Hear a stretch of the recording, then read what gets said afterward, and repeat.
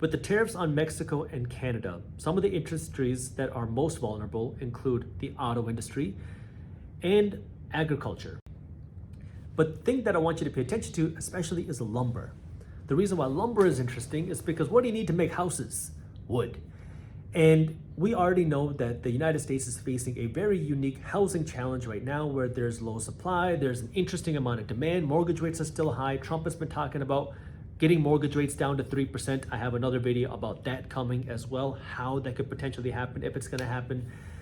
But if lumber costs do go up, you can imagine that that would make the housing market a little bit more difficult because that's gonna make building a house more expensive. Now again, we don't know what's actually gonna happen to lumber prices yet, but we saw what happened after COVID when lumber prices did shoot up. It made renovations a lot more expensive. It made building the house a lot more expensive. It helped housing prices go up. So that's something I would definitely want to pay attention to because inflation, CPI, is measured as a broad basket of the prices of things. But one of the largest factors that influences inflation is housing prices.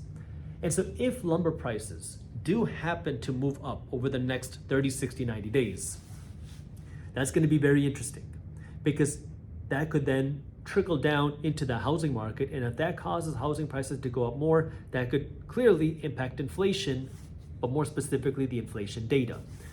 And if the inflation data starts to look worse, it's going to put a lot of pressure on the Federal Reserve Bank to not cut interest rates and potentially even raise interest rates.